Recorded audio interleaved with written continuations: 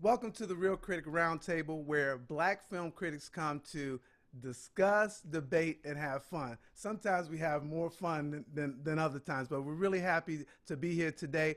Right now, we have Sean Edwards, we have Akatia Woods, we have Sharonda Williams, we also have Michelle Prettyman and Terry Bowles.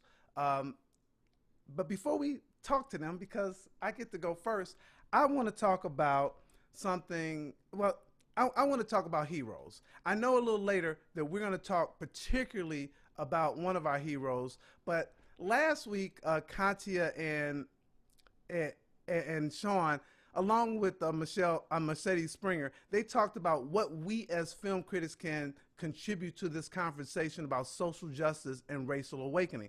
And it got me to thinking that we all have a role to play. Thanks, Katia. Thanks, Sean. Thanks for just telling me that we all got a role to play.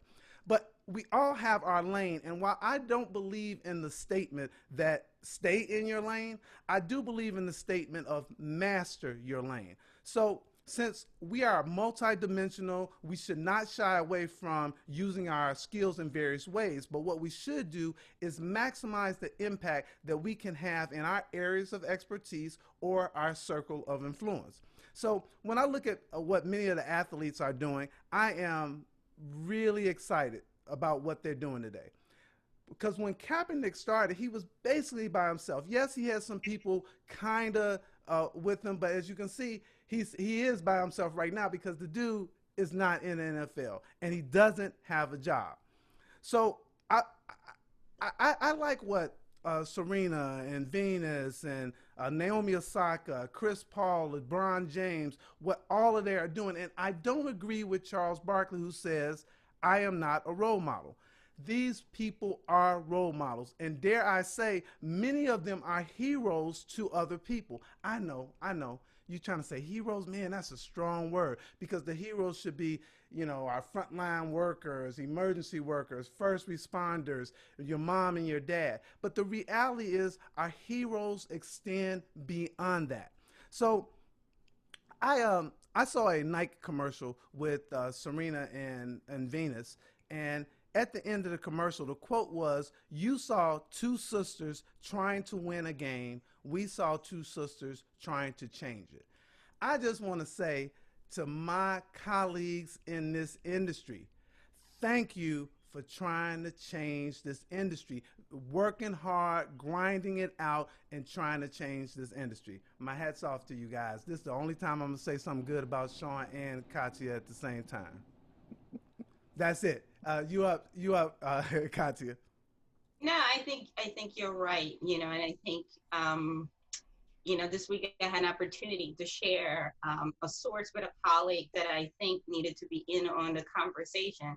And it worked out. And you know what? It didn't block any of my blessings. I always say helping someone does not block your blessings. And I don't want to be the only Black girl in the room. That is not the girl. I don't want to be the only woman. I don't want to be the only woman over 40. I want as many of us in there because the more of us that are in there, we can support, we can uplift, and we really can change the game. If you're the only person back in the room, you become the national spokesperson for all Black people. And we're not Monica Lewinsky. I can only speak for Katya. You know what I mean? And also there's support, there's strength, there's somebody that you can talk to that understands your point of view. And it's a lot easier. We know this, especially as women, when we support each other, when we hold each other up. And I think a good example of that, and I don't know why people always want to see negativity, was seeing Brandy and Monica. That was a beautiful thing that these two women worked through their differences. I don't care if it was to move some merch or to move some records. There was some healing that had to be done. There had to be a conversation. There had to be some maturity to say, you know what, I'm going to put this aside and do it for the culture. And I definitely want to encourage more of us as Black women. We don't all have to be besties, but we need to think about the greater good and sometimes be like, whether it's a girlfriend from college, whatever, make amends, move forward, leave some of the pettiness aside. We focus too much on, well, she thinks she's cute and she thinks she's better. But in the long game, we're all losing because if we're not getting the money, we're not getting the opportunities, it hurts all of us. So as much as we want to sometimes not deal with each other, I think we need to start thinking about, okay, what really is keeping us from working together? And if it's petty, then we got to work on that. And I mean that myself included, and be like, you know what, girl, we ain't got to be best friends, but let's go get this money.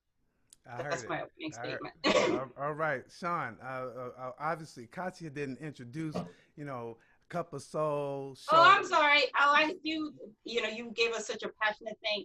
I have my own side, Cup of Soul show, and I've been privileged, especially this year, to also lend my voice to some other outlets, the Playlist, Awards Watch, the Philadelphia Tribune, and I have something else that I'm working on that I can't talk about yet, but I'm super excited. All right. Tell me after the show. Sean, you up? Yeah, how you guys doing? Sean Edwards, Fox 4 News film critic, co-founder, African American Film Critics Association, and board member of the Critics' Choice Association. And my opening statement is Chadwick Boseman, period. Next. Okay, all right. We gonna get to that discussion. All right, Sharonda, you up? Yeah, you can't have opening statement, whatever. But tell us what your sites. I don't feel like I can have an opening statement after Shine, so I'm gonna just let him just go sign his opening statement. But I'm Sharonda Williams. I have a website called Pay or Wait and a YouTube channel where I share my reviews on film and television. Excellent. And what's your YouTube site? It's Pay or Wait as well. Okay, excellent. Michelle, welcome to the roundtable. Thank you. So I'm Michelle Prettyman, professor at Fordham University and media consultant. My sister, who will introduce herself after me, can tell you maybe a little bit about our company and our joint venture in media. It's called Daughters of Eve Media. But my interest is African American cinema, visual culture, hip hop and visual culture, a number of things. But obviously today we're going to focus on Chad Boseman and film. So glad to be here. Thank you, Reggie. Thank you for joining. Oh, where's your sister? Oh, there she is. Hey, Terry, what's up? Here I am. Hey, Reggie. It's great to be here. Thanks for inviting us. I'm Terry Prettyman Bowles, partner with my sister Michelle at Daughters of Eve Media. So for the past 8 years, we've been producing content at the American Black Film Festival, primarily spotlighting content by women, independent filmmakers, and it's been thrilling to bring new content to audiences. You can find us at dofemedia.com and check out our latest panel at abff.com. I saw the panel. See y'all. You saw the panel. and they should check it out. All right, so this is our panel, and the first thing we're going to talk about is Chadwick Boseman, and I'm going to ask that because I know you have personal stories as well as professional stories, is that you please talk about both of them if you have them, because I think that the impact as we talk about Chadwick Boseman is so wide ranging. Sean didn't do it, so I'm glad to say I got on my Wakanda shirt today, and in fact, I don't even have one. In fact, because he played Jackie Robinson, I guess I should put on my KC. Now, that's a good look. A good look. I think I should put on my KC hat. But matches my background. There you go. I think I want to start with you, Katya, to talk about Chadwick Boseman and the impact that he's had on us in general. I mean, there's been a lot of tributes. What do you have? What are some of your thoughts? I think he was steadfast in his purpose. You know what I mean? I think when you are trying to get into this acting career, a lot of people don't know what they want to do and who they want to be. And I think with him, he always knew who he was, and he was very purposeful in the roles that he chose. And it's like he said, like he could have made way more movies but played parts that didn't sit with his spirit. And he could have probably grabbed a lot more money. But he was, you know what, I don't want to just do anything. I want to do the right thing. And he was also he was not afraid. Like in The Five Bloods, his role is not very large, but it was an opportunity to work with Spike and some of those other guys, Delroy and whatever. He saw the bigger picture. So I think that's something that some other actors can learn from. You know, we all know an actor, we're like, they'll just take anything. You know what I mean? We're like, why are you in this, right? And he wasn't that guy, and he let his work speak for him. Like, you never heard, you know, in this crazy age of social media and gossip media, you never heard craziness about him. You know, you never heard someone else say, oh, I don't like working with him, or he was this and he was that. Everyone that seemed to have interacted with him always had a positive interaction, you know. And he was bigger than, I think, obviously, I'm going to talk about Black Panther and the impact of that, but he was way more capable and he was more versatile than that. I really liked him Get On Up. You know, I mean, the dancing and all of that, and he really embodied that. And he had swag. Like, nothing about him was phony. And I think the last thing that when it was mentioned that he died of colon cancer, made me think of my friend, Combat Jack, who also died of colon cancer. And little different story. Like, I saw Combat in October, and like 2 or 3 months later, he was dead. He found out he had colon cancer by accident, by not feeling well and going to the emergency room. And that's when he discovered, and the cancer was spreading. And his last message to everybody was always like, go get your colon checked.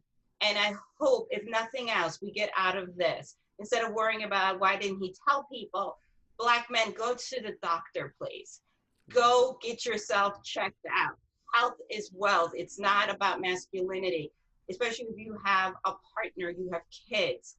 Let that be, other than his legacy, your other go-to. Go get checked out, you know? Well, I'm going to say, since you're talking about Black men, Sean, you're up, man. To talk about the impact of Chadwick. I just want to say that it's a tremendous loss. Very few times does something of this magnitude happen where the majority of the people are truly surprised. And so that says a lot about his character. It says a lot about his manhood, but it's also a huge generational loss, because for a lot of people out there who are part of the younger generation, Chadwick Boseman is every bit their Sidney Poitier and their Denzel Washington. That's the sort of effect and magnitude he had on a certain segment of the population. And you know what? It's really difficult explaining something like this to kids.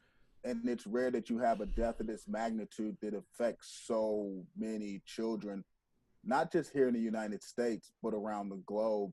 And that speaks to the magnitude of not only Black Panther, but, you know, some of the other characters he portrayed as well. James Brown, Jackie Robinson. You know, we also forget that he was Floyd Little in The Express way back in 2008. So, yeah, it's been a long time since you've had like an actor of his magnitude have such a transgenerational effect on so many people, and that just speaks volumes. And it's sad. Like, you know, I interviewed him 6 times in my career. I knew him like semi, you know, personally. We even worked out together a couple of times, and I had no idea whatsoever. So, I mean, I'm still blown away. I still haven't processed it. But I know it's a tremendous loss, not only for Hollywood, but, you know, for the culture. Well, I saw you threw in that I worked out with him thing. So, which is crazy. No, I mean, no, legit, like worked out. Like, this was during the time he would have had, you know, no colon. I had no idea. Like legit. Yeah, like it's all legit. And that's legit. No, I know that. I was just saying, man, you worked out with him. I had no idea. Terry, jump in. Yeah, so Sean's point about kind of Chadwick's legacy is really what has struck me. I mean, in so many of the remembrances and the think pieces that I've written about Chadwick, you know, you hear that word dignity. And I think for a generation of actors, that was kind of a dirty word. I think a lot of Black actors spent a lot of time trying to shake, you know, this dignified Black male trope. But the brilliance of Chadwick is that he was not putting on this act. He wasn't diminishing any part of his Black manhood by embracing dignity.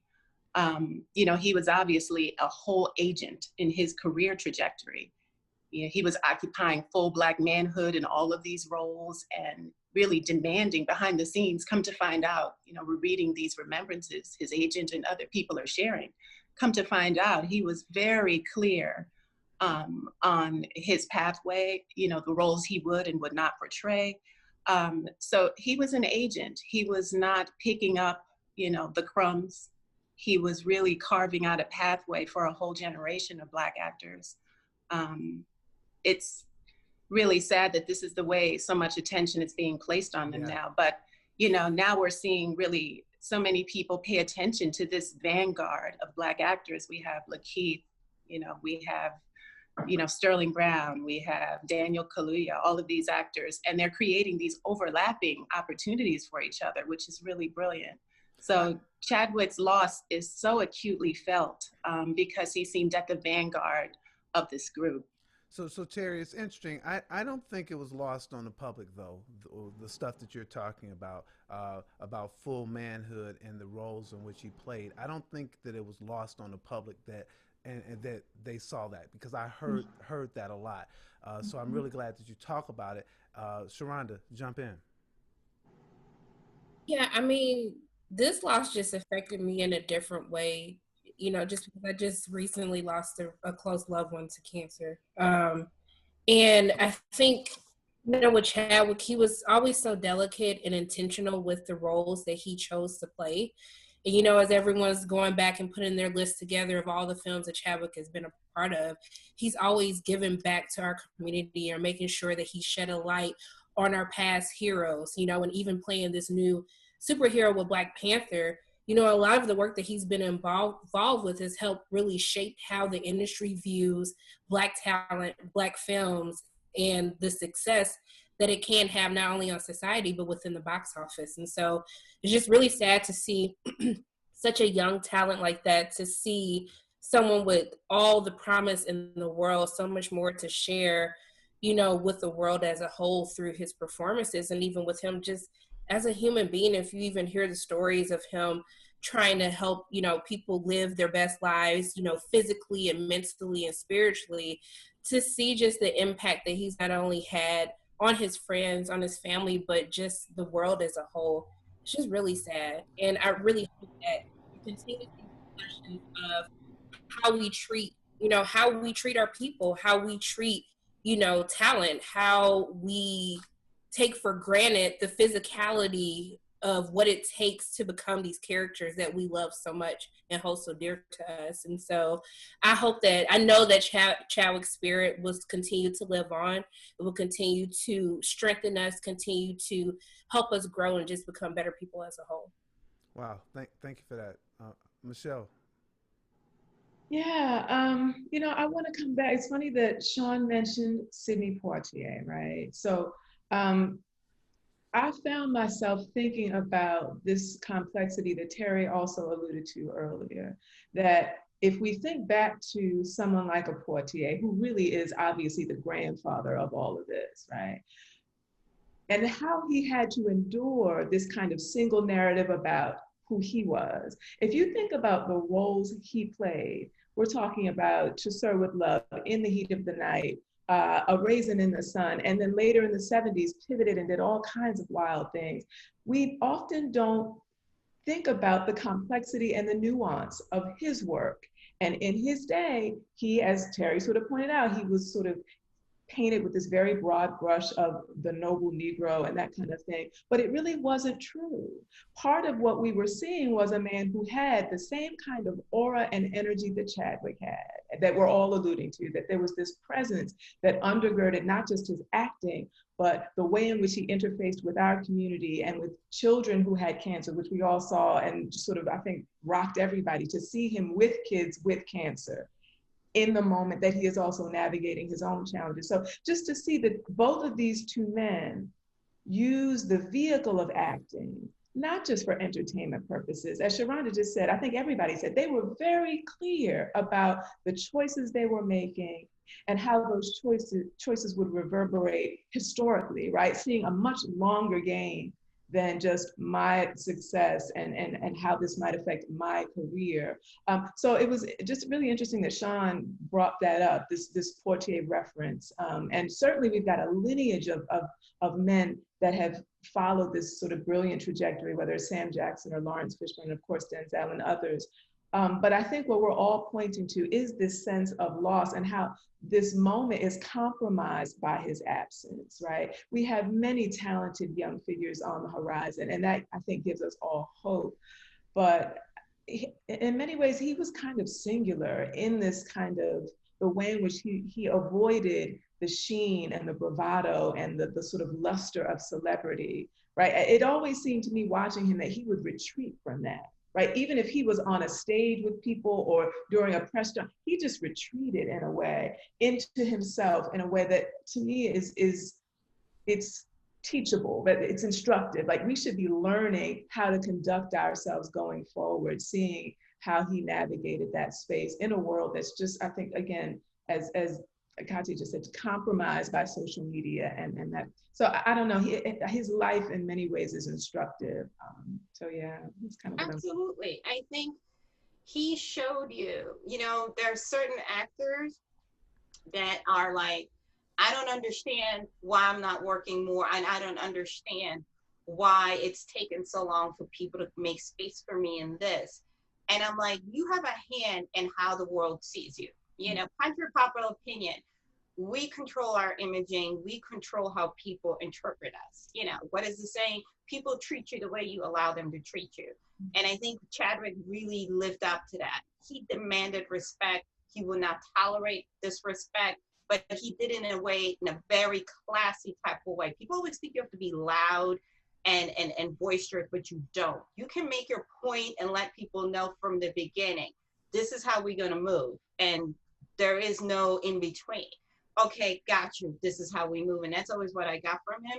And I think that people have to understand is you can be in this medium, you can have a career, but let your career and your work speak for you, you know, not the craziness. And you can, believe it or not, we all know people have a private life.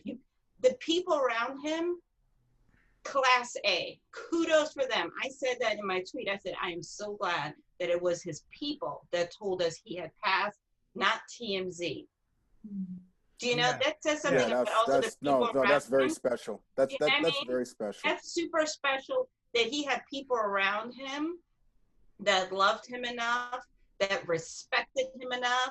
You know, that could have been endless people selling pictures of this man, getting treatment, you know, all this type of craziness, but they all made a pact to love him and to pour into him. And I wish more people also learn from that. You know, look at that. Look at who you have around you. You have 10 people, they're all for you. Do they really want to see you win? Maybe it's time to get it down to 3 people. But I thought, you know, as horrible as that news was, there was also a huge part of me that was like, I'm glad we had this beautiful statement with this gorgeous picture, which lets me know that when he passed surrounded by love. Yeah. I just think though, once we found out the news and we heard about his death, you know, a lot of us have gone back and reevaluated his career. And I know Black Panther, his portrayal of that character is what really, you know, set him apart. I mean, you can't deny that. He was in 4 Marvel movies. That's a lot of eyeballs. But I still think that his career as an actor was very underappreciated. I'm still to this day baffled by why he didn't receive more love for his performance as James Brown in Get On Up. I mean, if there was ever a performance that deserved an Oscar nomination, that was it. But I can't put it on the Academy. He didn't receive any love from any of the Black film critics. No, this is true. It was just, you know, when you go back and look at that performance as Jackie Robinson in 42, there wasn't a lot of love. I mean, it did well at the box office. It was a hit, you know, thank goodness. But I mean, you know, overall, he just didn't really receive the love that when you go back and reevaluate all of his performances, I think he should have deserved. I agree totally. Yeah, go ahead, Terry. I agree completely. And I think it's fascinating, though, that in looking back, so much of what people are remembering about Chad is who he is as a person. You know, so much of his story to me felt like Providence, you know, this Southern man from this strong family. He comes from a family of talented people. He's blessed at the Mecca at Howard University by Felicia Rashad and Denzel Washington. It felt like Providence. So that's the beginning. And you look at the whole arc. And then the last role that we see him in before his passing, of course, we will have Ma Rainey's Black Bottom coming. But the last role that we saw him in before he passed, you know, is Stormin' Norman in The Five Bloods, where he is again kind of this blessing. You know, he's surrounded by these extraordinary actors. We have Delroy and Isaiah Whitlock, and we have Clark Peters and Norm Lewis. And he is literally kind of the angel on their shoulders, the angel of this film. It's really eerie to rewatch that now. Yeah, I mean, it's really striking, and just kudos to Spike. You know, I'm just astounded by the fact that none of the people working with him at that moment had any inkling. The interview that Clark Peters just gave, kind of indicating how they kind of, or he kind of felt he was being a little precious, was maybe a little, you know, egotistical because he was being groomed, and, you know, he had the acupuncturist following him around set. The idea that none of them knew and misread, you know, that as someone who was becoming a little egotistical coming off Black Panther. But in hindsight, to see how, you know, he was being cared for and surrounded by love, it's just really astounding to think about. Yeah. No, it is. Yeah. It is. Go ahead, Michelle. Yeah, no, I was just gonna sort of follow up with a few things. I mean, first of all, I'm shocked that Terry did not say that she was a bison. I mean, maybe she gave you the lean in, but let's get it out of the way. You know, people are sick of us, but yeah, you know how we feel. We're gonna let y'all. We're gonna let Howard have their moment from right now. We'll reset after all this is done. I don't know. This might be forever. I think this is forever. Oh, gosh. This is Bison forever. Anyway, but I think, Terry, you're right, though. I mean, being at Howard and being cared for from the very beginning, right? And this is what Black people have done. And when we're in our right minds, what we always do. We are nurtured. We are nurturing. We are supporting from the cradle to the grave. I mean, that's part of what the best of us is, right? Even when our resources are challenged, right? And so this notion of care, this notion of Black care is a very important one. And it translated into the work, right? That's right. It was both sort of his personal ethos, but it also translated in the work. And I haven't watched The Five Bloods since his passing, you know, but I remember watching it, feeling like there was something happening there. They're talking about this figure, and then he makes an appearance in the film, and it was just, it's stunning. And I have to go back. I mean, I have watched, Terry and I have been like everybody else. Are you watching? I did watch Black Panther on ABC the other night. I saw a little bit of 42, and then I just couldn't. It was like, it's hard. It's still hard. It was really hard. Yeah, go ahead. No, I'm just gonna say this is really hard. We're coming up on our stop here. If there's something that someone is just dying to say as we kind of close out, I'll say this as my closeout is that the thing that I appreciated about Chadwick is the images that he portrayed for Black men. Is that that crazy stuff that we sometimes see guys doing. And that's fine. I mean, but that crazy stuff that I got to see these iconic men, and I'm talking about men who handled their business and did the types of things that make us proud. You talk about a Thurgood Marshall. You talk about a James Brown, and yeah, these guys may have had their warts, but man, the Godfather of Soul. Supreme Court Justice, Jackie Robinson, first to play, well, almost, first to be in the big leagues. Man, he just made me proud as an African-American male. If anybody wants to make a final comment, because we do need to close out the section. I defer to Michelle and Terry. Since Michelle and Terry are guests, I defer. Yeah. Well, I'll just say quickly and give Terry the final word. I think what we're all pointing to is the power of an individual to make an impact, but by being true to who they are, right? And Katya, I think you said this earlier, right? You don't have to, you do have power about how you choose to engage in these industries and culture. You have power, and to use it, there's nothing greater than to use it with a sense of intentionality. And I think he did that so beautifully. Terry? I Yeah. can't add much more to that, other than to say that what was poured into him, he was determined to, yes, show us on screen, but also reveal in his personal life. And I think that is just so instructive, not just for obviously people in Hollywood, actors, but really for all of us, and how, you know, our work impacts people and how we should walk through the world. So thank you, Chadwick. Well, I want to thank both of you, Michelle and Terry, for joining us. I know you guys are going to dip out, and we're going to talk a little bit about movies. But I felt it was really important that we assemble a group to really talk about Chadwick and his impact. And I appreciate you guys joining us.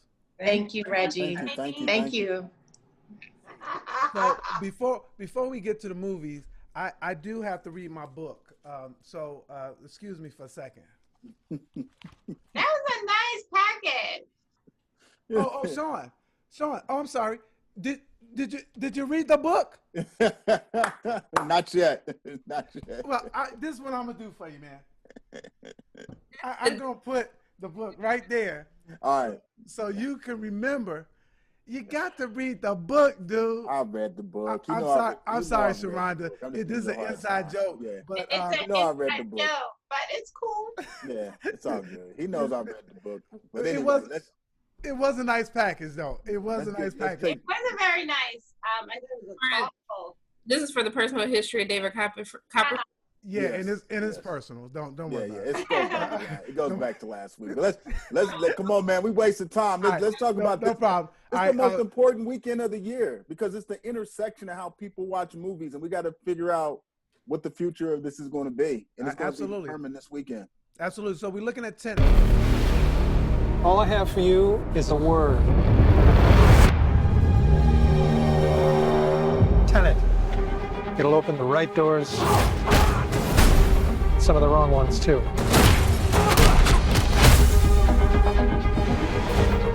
Use it carefully. Tenet. Tell us what this one's about, Katya. Good luck. Well, time travel. You're in the past. You're in the future. It's upside down, and the bad guys want to buy that technology in order to do their bad stuff. And although there's some, John David is amazing. Elizabeth looked pretty. That was her role. She was cute. And cried. all right. So Sharonda, I already peeped some of what Sean has to say on social media. That's why I hate following him. So I'm gonna let you go first. Yeah, what's some of your thoughts, Sharonda? Well, Tenet, man, I can't believe that we're here. Like, we literally argued over this movie all of 2020. Only a few months left, but Tenet is here. And I have to say, overall, I did enjoy Tenet, but this is not like one of Nolan's best films at all. Like, this movie wouldn't even make a top 5 for me. I did enjoy John David Washington and Robert Pattinson. I think they had really great chemistry amongst one another. For their moments together, I think they truly do make the film enjoyable. I do love this concept of time that Nolan always plays with. And for me, it was really the stunt choreography of how it was filmed that was very interesting, because I literally thought they were going to take the easy way out in how they were going to shoot it. But I do want to give props to that, to where props is due. But overall, I think narratively, I had a lot of issues connecting with the characters as a whole. Oh man, I got to jump in here because that was my thing. That is like, I thought that I agree with both of you guys. I felt that John David Washington did a nice job in this one. I mean, I followed him and all this other type of stuff. But was I really down with the characters? For me, the thing is, for a movie like this, I want to feel like my world is in danger. I just felt like their world was in danger. I actually felt like I was just watching a movie. Never pulled you in. It did not pull me in that way. Well, here's the problem I have with this. Number one, no plot should ever be this difficult to figure out. You can be clever, you can be original, but no plot should be this hard to figure out. That's just ridiculous. No movie should be this loud. Like, there were literally times where you could not even hear the dialogue. I thought it was me. I thought it was me. no, When I left the theater, I thought it was me. No movie. I saw it in Dolby, so my chair was shaking. That's how loud it was. No movie should be that. No movie should be that loud to where you miss out key points of the dialogue. Yeah, the technical aspect of this movie is fantastic. I love it. I like the attempt. I like when people like take wild swings at something, and sometimes you miss, and sometimes you knock it out of the park. This one was a miss. Oh yeah, John David Washington by far the best part of this movie. But I felt, why waste it on this? Hey, he's great, but why waste it on this sci-fi mumbo jumbo and espionage buffoonery? Why waste it? And then the biggest problem I have with the John David character is, why did they Bagger Vance him? I hate when you have these movies where the black character risks all, gives up everything for no reward. We know him and Elizabeth, the Elizabeth character, were digging one another. This dude has no sexuality, no backstory, no. He just here. He Bagger Vance in a Christopher Nolan film. But come on, what? That's not real. It's the same thing as the Finn character in Star Wars. He chasing the Daisy Girl through 4 movies and don't even get a kiss. What's going on? So go ahead. When I realized what he was about to go back to do, you should have seen. I was just like, you finna do all of this for this white woman you just met? Yes. You don't know her. Yes. That makes. Why are we Bagger Vance, my dude? And who is she? I mean, why does she mean this much to you? I totally buy this. I was enticed by this movie, but I wasn't enlightened. I was entertained, but I wasn't engaged. And I was intrigued, and unfortunately, I was inverted. I walked out of there like, what? But let's talk about what we haven't. Let's talk about the elephant in the room that we haven't addressed. Like, I'm glad John David Washington's the lead in this movie. I love to see our people shine. But I just think it's irresponsible for Warner Brothers to release this movie theatrically. I don't recommend anyone, especially people of color, go see any movie in a public setting. It's just not fair when we're in the middle of a pandemic and we're disproportionately getting beaten up by COVID-19. This is irresponsible. I don't recommend anyone go, wait on this. I don't recommend, because not everyone's going to have the luxury that I had to watch this movie in the theater by myself. Yeah, it's irresponsible. Yeah, and I put that in my review how I saw it, because I don't want the public thinking my experience is going to be their experience. 250 seater, 10 of us. We each had a section.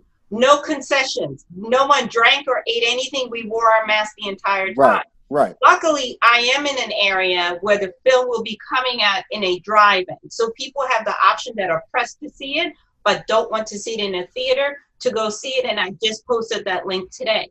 I do want to touch on one thing. I love Christopher Nolan. Inception is one of my all-time favorite films. I did enjoy Dunkirk. But we have a problem here that we haven't addressed. Christopher Nolan doesn't know how to write for women. He never develops the female character. He does not. Elizabeth looked amazing. Like, she looked stunning. Her costuming was amazing. But if the woman wasn't scared, she was crying. That is not a character. That is a damsel in distress. That woman is way too good of an actress. Come on. And I was like, is she going to have purpose? And we haven't talked about Kenneth Branagh, who does not make a convincing villain. Here's my other issue with the movie. He did to me. He did not. His I bought him. Me so much, and I love him. And I think we're going to like him better in his other movies coming up. But my issue also is, it's like, first of all, Robert Pattinson and John David are both called the protagonists, for lack of a better word. So that is another issue with the plot. So if they're the protagonists, we don't ever really establish the bad guy. Do you know what I mean? All we know is that the bad guy is just willing to do a whole bunch of violent things. In this type of setting, I feel like if we're going to cheer for someone, we need someone to root against. But neither one of those roles were clarified, because we were so busy telling us that we're moving forward and backward and upside down in time that he forgot to establish the clarity of who the players are. So which what's I really think added interesting, to the You gotta confusion. do that. That's You film have school to. 101. That's film school 101. And people are like, well, I'm going to see it again. Well, you shouldn't have to watch a movie 6 times in order for you to understand what the heck is going on. right? That's No, I buy that. that's the clip. That's the clip. What she just said is the clip. Just like I said, you shouldn't have to read a book to see a movie. You shouldn't have to watch a movie multiple times to understand it. That's Sharonda, that's the you clip. shaking your head. That was the clip. Yeah, Are you frozen? Oh, She's Sharonda, frozen. See, yeah. Christopher Nolan frozen. froze her up. Christopher Nolan froze her. No, but I was just like, oh, there you go. Now you Back. go. There Go she ahead. goes. Sharonda, go. So, Sharonda, Like, I got a couple questions though. First, you guys like the costume design? Because that was one of my issues. My man John couldn't have no swag because they had him dressed like he was somebody daddy. I was just like, No, he looked good. He looked good. He did look good. I didn't have a problem with that. It looked good. I don't have a problem. I mean, yeah, that's my he least went fly. concern. He went That fly. actually, I got that. They actually got that right. They had tailored suits Yeah. that fit his personality. That If they looked just good. gave That him a looked- that script, looked- we would have had a winner. Yeah, he needed a script more than he needed a suit. So what's your other question, Sharonda? what else did you got? Okay, back to this, how Nolan treats women. You have this tall, beautiful woman. She is literally taller than everybody in this film, and she is boo-hoo crying, damsel in distress. Please come save me. Somebody come save me from my husband. She taller than John David and Kenneth on top of each other's shoulders. Everybody. Everybody. Wow. But and also Robert Pattinson, who I was not too keen on being Batman, and I hope he recovers from COVID. This movie kind of made me believe that he could do it. I'm not a huge fan of his. I liked him in this. Again, even though it was all over the place, I liked him and John David, and I think in the future they should make a movie again with a way better script. But I did like him in this. Okay. Again, But this movie is an example of something that I hate in today's culture of film criticism. I hate director hero worship before a movie's even been seen. Yeah. Because there were so many people pumping this movie up. I'm like, no, wait, stop. You have to see it first. Yeah. I hate this. he's going to save cinema. He's going to save cinema. So And- he's the cinematic Jesus. And I have to bring it back to what you said, Sean. I would not recommend for people to go to the theater to see this. I also had the luxury of seeing this with 7 people, and we were socially distant, and I was safer there than I was when I go to Costco. So that is not going to happen for the average person. Yeah. We talked about this before, but I don't think there's any movie that I'd risk my life for. Not one. As it relates Not to this. one. But this is not the one. The sound mixing in this, I have to say it again, was terrible. I mean, not okay. I mean, it wasn't like it was terrible. I really left the theater saying to myself, what did they say? And I couldn't follow certain things, and that's terrible. Conti, when you talk about Christopher Nolan, Inception, that I really like that. This, I'm sorry. So I think what Sean said last week probably applies here. We're spending too much time on this movie. Anyway, is this, Katya, a C for you since there's going to be a drive-in? Do you think if people you're should go going to see it, if you're pressed to see it and you have the option of seeing it in a drive-in, do that. Okay. I do not want you to feel the pressure from the crazy bros that you need to see this and the only way to enjoy it is in the theater. God forbid someone takes off their mask, decides to cough or do something crazy and you get sick. Don't do it. Don't do it. It is not, your life is not worth. Christopher Nolan is rich. You're going to be just A-okay. Warner Brothers going to be fine. All right, Sharonda, is this a C for you? You said you liked it. I liked it. I still liked it. I can still like a movie and have issues with it. But this is not a top 5 Nolan. This is not a masterpiece, as people like Let's retire masterpiece in 20. Yes, yes, please. Let's retire that word, okay? But forever. Yeah, I'm okay with that. But yeah, I think it's a C.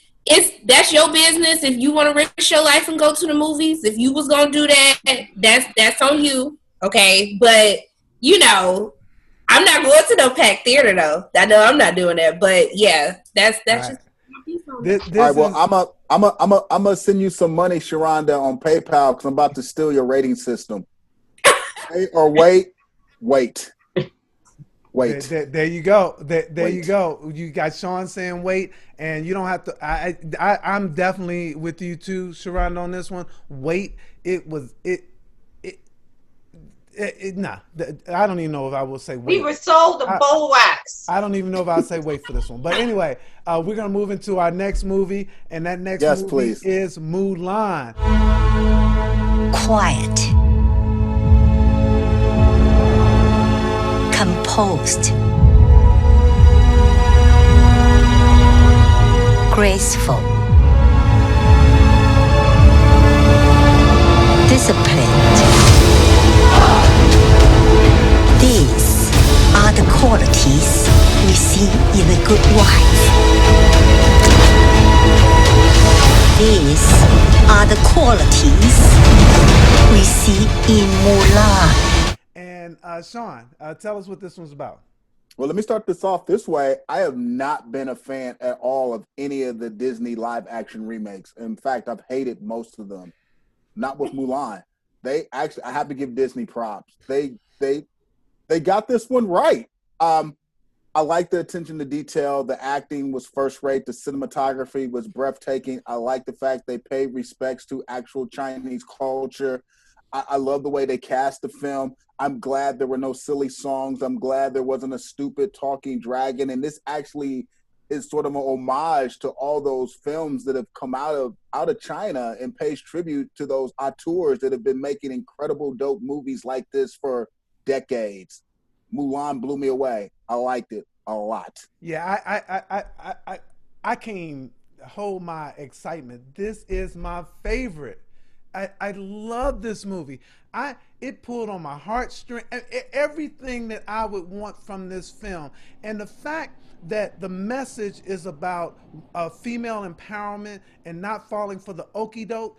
The way in which they did this worked so well for me.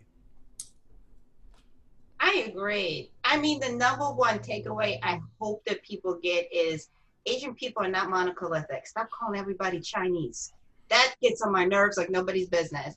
The beauty of seeing the variety in these Asian faces was gorgeous. The costuming, gorgeous.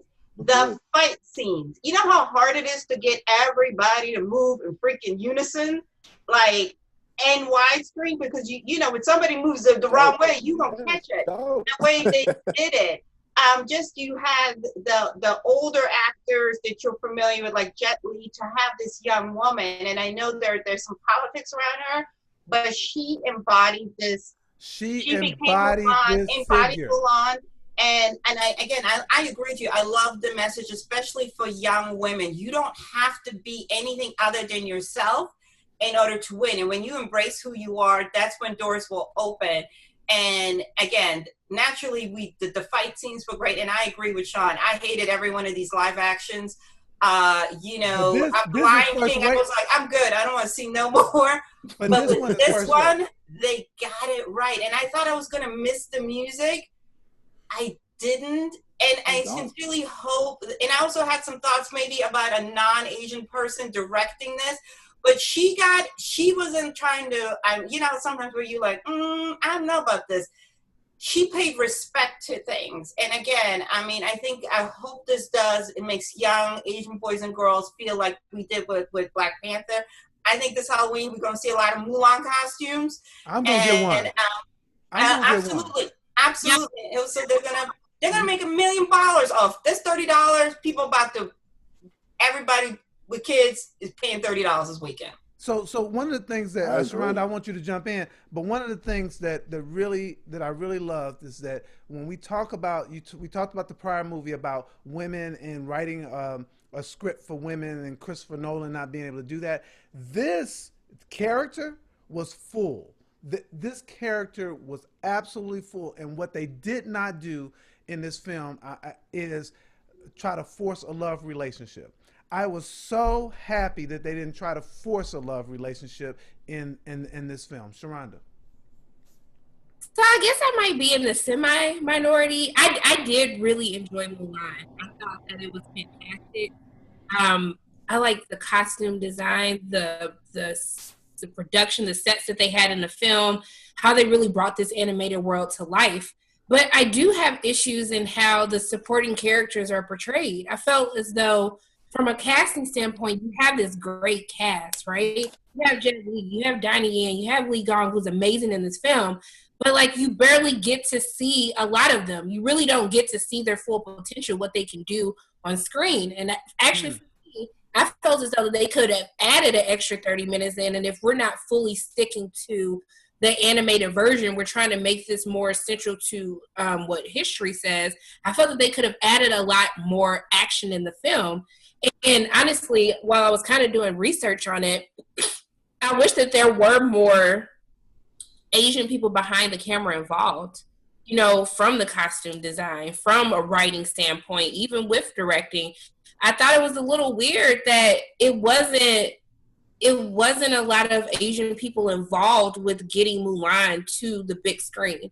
And so I think that, and for me, I really wish that this was a film that Disney would have held on to actually have people go into theaters when it's safe to watch. See, I agree with that. That part I agree. I think this would be a fantastic time on the big screen. I wish they would as well. I saw you. Yeah, I thought Hollywood got this wrong when they kept talking about Tenet being the movie to save the theatrical experience. I thought Mulan would have been a better test to see if the theatrical experience could be saved. It's just a much more appealing movie to a wider audience, in my opinion. No, I agree, but I also feel like Disney's testing something. I think they're going to make. Yes, they are. They're going to make buku money, and I wouldn't be surprised when things get better. They're going to re-release it in the theaters. And certain parts of the world they are, but I also feel as though since we're having the Tenet versus Mulan, I think Mulan is going to come ahead because again, this is something you can watch at home. You can sit where you want to sit. You can have the snacks you want to have. You can have a couple cocktails. And you know what? Your kids are going to watch this movie like all kids do when they love something over and over again this entire weekend. That sucker is going to get replayed and replayed and replayed. No. If you're a movie exhibitor right now, you're nervous because this is Disney just put out to the world the future. This is where we are, where you have a streaming platform in which you collect a monthly fee, but then you can offer some premium titles for a different fee, and then also still have the option of whether or not you want to release it theatrically or not. Look, day and date's here. Like, let's get over it. Day and date is here. When the pandemic's over, day and date's a thing. Yeah. Oh, and again, and I also think other studios, you know how we're like, we just see November, we just see December or 2021, whatever it is. Other studios are watching to see how this works out. And don't be surprised if this turns out to be, again, if we do soft math, right? Let's say there's 6.5 billion subscribers. If 1 out of 5 or 1 out of 10 pays the $30, there's your money.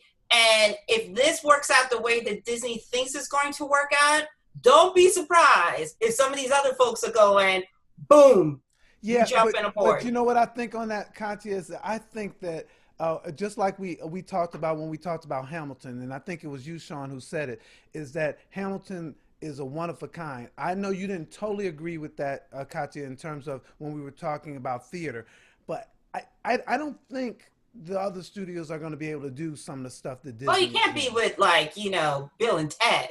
It has to be. No, it has to. Yeah, exactly. Yeah, it has to be with something that people really want to see. And again, also, we still got to remember, New York and LA theaters are not open. Everybody in LA that saw Tenet had to go to Las Vegas to see it. Everybody in New York had to go to New Jersey or Connecticut to see it. So we still have 2 major markets whose movie theaters are not open.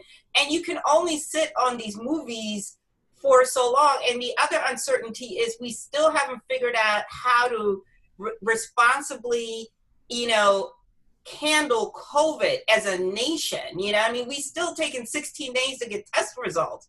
All of these things are still very much. We're a year at the least away from this thing being settled. So that's a lot of releases, man. We're a year away. No, it is. Go ahead, Sharonda. I think what we're missing though is this is what I kind of hate. This is what I hate about streaming right now, because everyone is based success off of what Disney and Netflix does. But at the end of the day, these other studios, these other networks, they don't have the same platforms as a Disney or Netflix. The reason that Disney is going to make money is because Disney, no, they do. Disney app and purchase it. So who else has that access? Netflix, you go to Netflix to get their movies. No, Warner Brothers has HBO Max, so all the Warner Brothers and New Line titles can for sure do the same thing. And Universal, they own Peacock. They could do it through Peacock. It's the same. Comcast owns that. That's a Comcast. But are people really going to start going? I guess my thing is, regular subscribe, we're exhausted from, it's like every month there's a new streaming platform that I have to pay for. And at this point, I should have just kept cable in the first place. So if I have to continuously buy HBO Max, then pay to get their movie, is that really going to work? Like, are people you don't have to buy Disney Plus to watch Mulan. You can just pay the straight $30. They let you go to their website. You don't have to have a subscription to do it. You can just pay the straight $30. That's the thing. And the other thing too is we also have to remember though, we got a pandemic that drives all of that. These numbers have not gone down. We have not had a day where we platformed or the numbers have stayed at 1,000. Yeah. We have continuously going up. So as long as we have that theater conversation is super hard to have. And again, we haven't even had a full month of theaters being open. Wait until an incident happens, God forbid. And I'm not wishing that on anybody. Wait until the first theater worker catches COVID. You know what I mean? And again, I'm not wishing that on anybody, but all of that has a say in how all this other stuff moves. Yeah, it does. It does. It's. I mean, at the right now, it's just but at the very least, Disney and to a certain extent, Universal and Netflix, they've unleashed the playbook. They've the playbook's out there for all to read.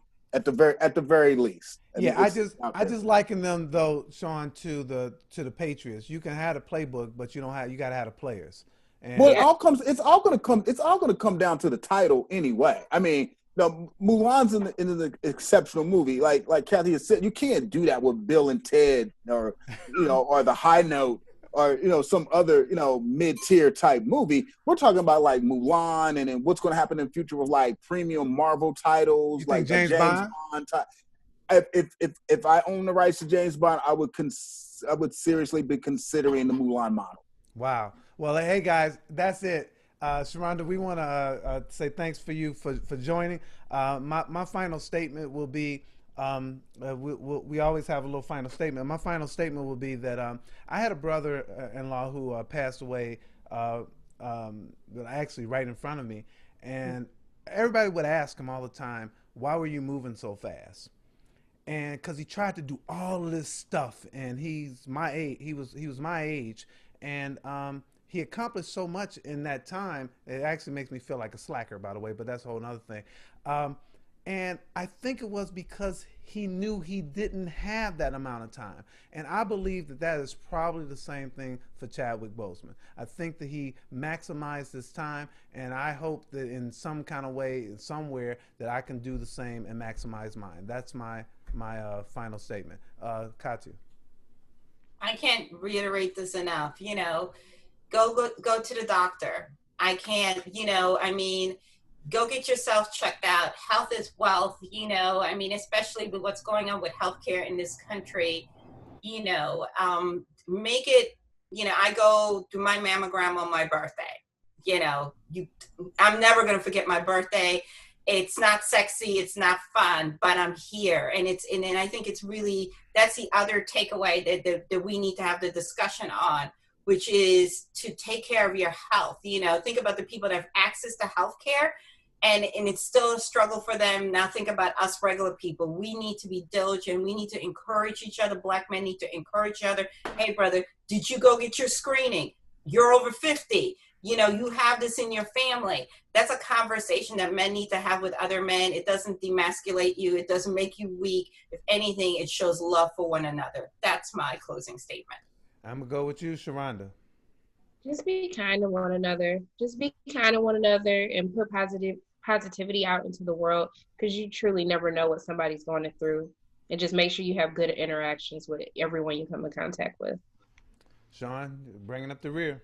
Yeah, my final thought is Chadwick Boseman, never forget. Hey guys, this is the Reel Critic Roundtable, where Black critics come to discuss, debate, and have fun. We did all that today, and we'll see you again next time. All right, that was good. Thanks, guys.